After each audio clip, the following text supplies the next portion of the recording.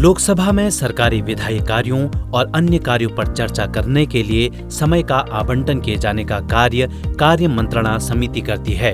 सदन में चर्चा के लिए प्रस्तुत होने वाली कार्यसूची हमेशा सबसे पहले कार्य मंत्रणा समिति के सामने पेश होती है। सरकार की ओर से दिए गए सुझावों पर विचार करने के बाद समिति के सुझावों को एक रिपोर्ट के रूप में सदन में पेश किया जाता है।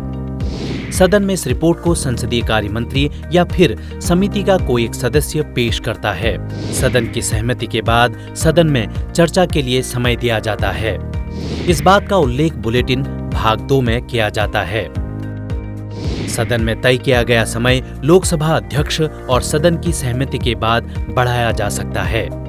गैर सरकारी सदस्यों के कार्य के लिए समय का निर्धारण भी समिति ही करती है।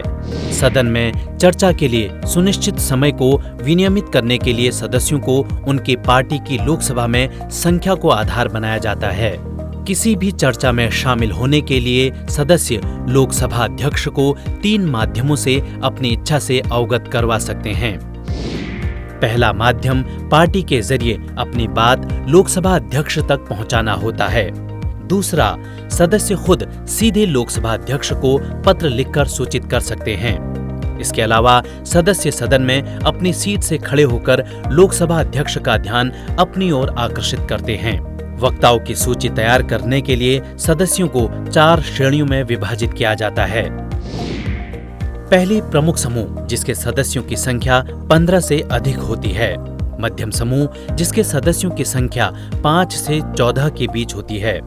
छोटा समूह जिसमें सदस्यों की संख्या 2 से 4 के बीच होती है और एक समूह निर्दलीय सदस्यों का होता है।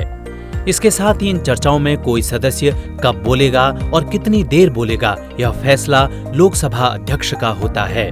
लोकसभा अध्यक्ष सदस्य को अपना वक्तव्य बीच में ही समाप्त करने का आदेश का अधिकार रखते हैं। इसके साथ ही सदन में किसी सदस्य के वक्तव्य या उनकी ओर से की गई टिप्पणी को कार्यवाही में शामिल करना है या नहीं, ये भी लोकसभा अध्यक्ष तय करते हैं।